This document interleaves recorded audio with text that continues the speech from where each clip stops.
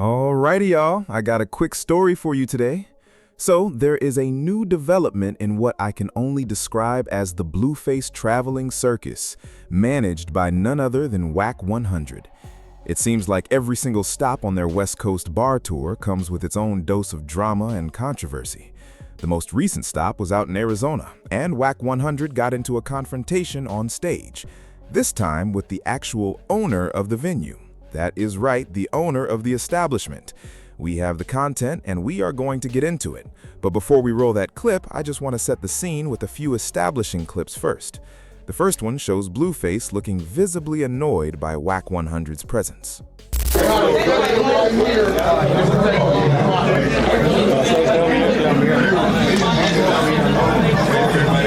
look, nigga, these niggas better not be streaming, nigga. Let me find out you niggas is streaming. You know what I'm saying? Also, they don't like that streaming. Little motherfuckers better not be streaming. Put me on those business. Do me. Don't put me on those business.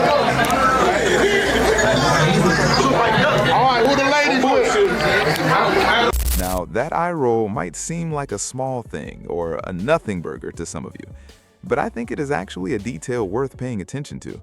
If this duo ends up parting ways down the line, moments like that are exactly what people are going to look back on as early signs that things were not as solid as they appeared. Now, this next clip is still backstage, and it shows the owner of the bar coming over to introduce himself to Blueface. At this point, everything looks pretty calm and straightforward. Nice to meet you. That's my club. I appreciate you coming through. Lit. Love the space, brother. Thank you, man. Mind if I get a picture with you, brother? Good. Appreciate you. Take a picture real fast. Just back there. Yeah, you good. You good right there. Yep. I got him. I'm trying to get you a bit more bad, brother.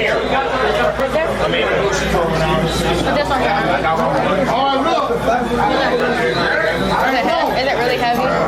So yeah, pretty calm and civil interaction, right? Well, what comes next is the clip everybody has been waiting for. Wack100 is taking another L.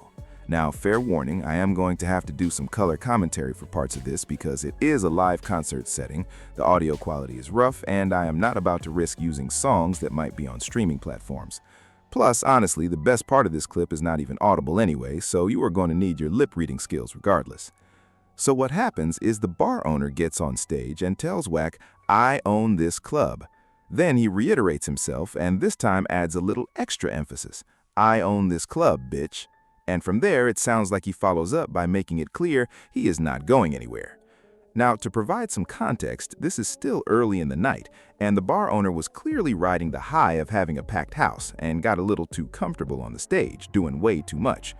Wack stepped in and tried to redirect him to the designated area, but the owner was not having it because as far as he is concerned, it is his establishment.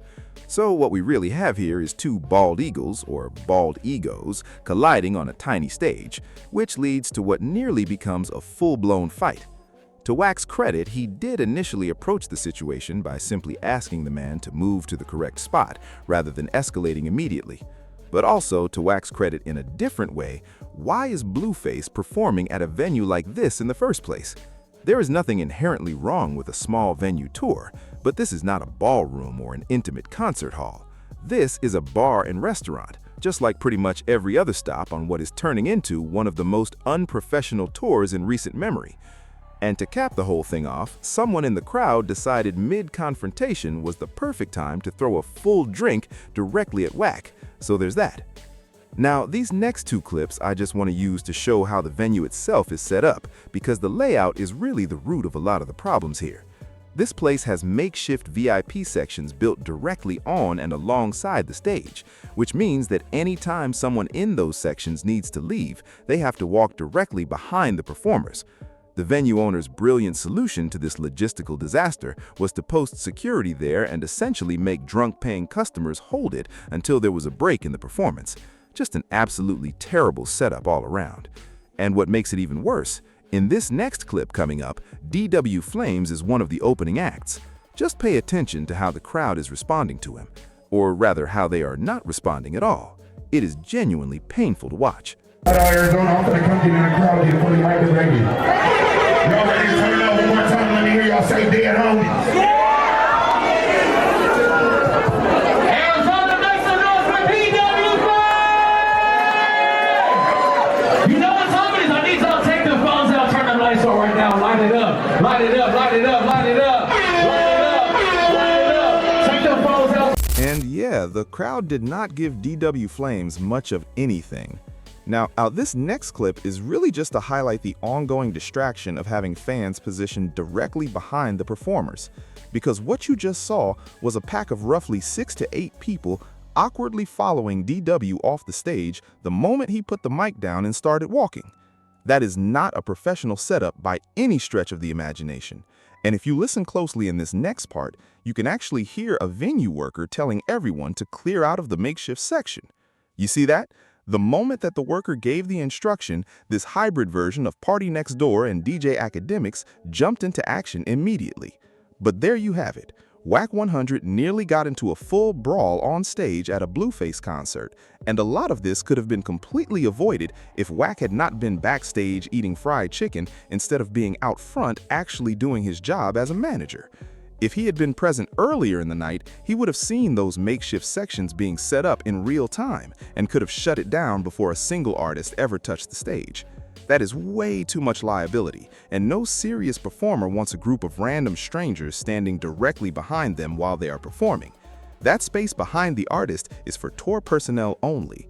And when Wack did eventually have to confront the venue owner, a real manager handles that situation professionally and quietly, not in a way that nearly turns into a fistfight on camera. But we are going to end it there. For those of you catching this on Saturday afternoon when it drops, if you want to come through, you can catch the Brand Risk Boxing and MMA stream tonight, where we will be doing live reaction commentary, because yet another one of Wack's artists is about to go out there and embarrass himself on camera. None other than Ray J will be stepping into an MMA fight later tonight. And look, Wack's artists seem to consistently find themselves in rough situations, whether it is legal trouble or whatever else. And apparently, the only option left is to hop in a ring and fight for an Adin Ross bag. This has essentially become the new Dancing with the Stars, except honestly, far more entertaining. Nobody is tuning in for Dancing with the Stars.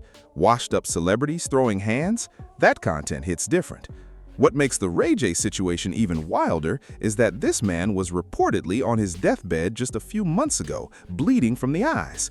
And now, somehow, he is cleared and healthy enough to compete in an MMA fight.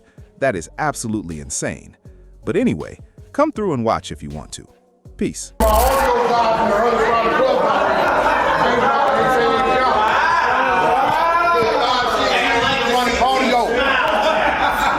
This is my man Josh right here, A-Rod, from the 100 side of Clubhouse. I don't think y'all understand, wasn't no audio on Clubhouse. But we manipulated this shit to play audio. Without that, we couldn't expose no goddamn body. I know they thought it was a Negro doing some nigga shit, but it was my man A-Rod, AKA Josh.